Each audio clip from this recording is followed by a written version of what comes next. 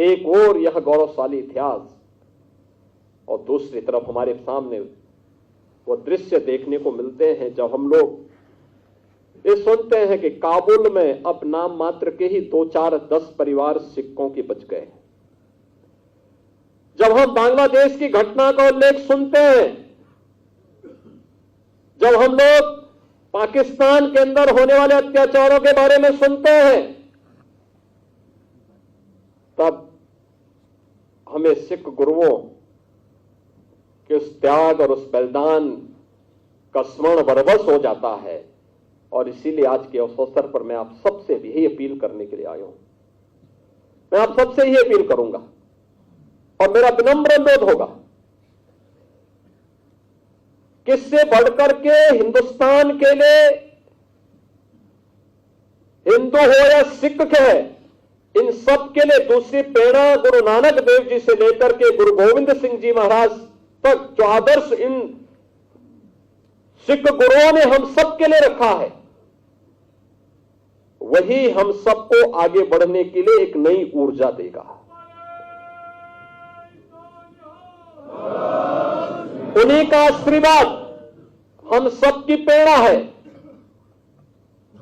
और उस प्रेरणा से जब हम लोग आगे बढ़ेंगे तब काबुल होने से बच पाएंगे, तब बांग्लादेश होने से बच पाएंगे, तब किसी ननकाना साहब के लिए हमें आंदोलन या संघर्ष करने की नौबत नहीं आएगी, बल्कि स्वतःस्फूर्त भाव के साथ वो हम सबको प्राप्त होगा।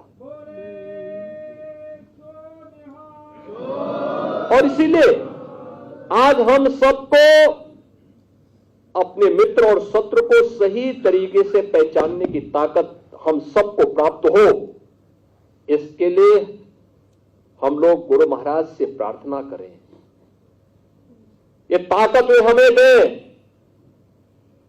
कौन वे लोग हैं जो देश की जुझारू कौम को,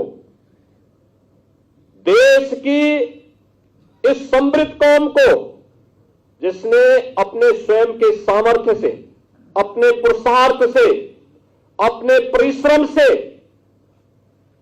एक मिसाल प्रस्तुत की है देश के सामने, दुनिया के सामने, कौन वे दुश्मन हैं जो आज उनके इस परिश्रम और पुरुषार्थ को कुंद करने की साजिश कर रहे हैं?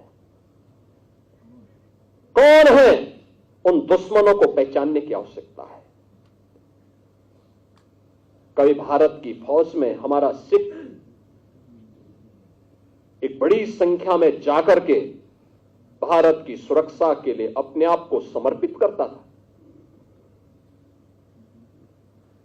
कौन वे लोग हैं जो एक बड़ी पीढ़ी को, युवा पीढ़ी को ड्रग की चपेट में लाने का कुत्सित प्रयास कर रहे हैं? हमें देश के उन दुश्मनों को समझना होगा,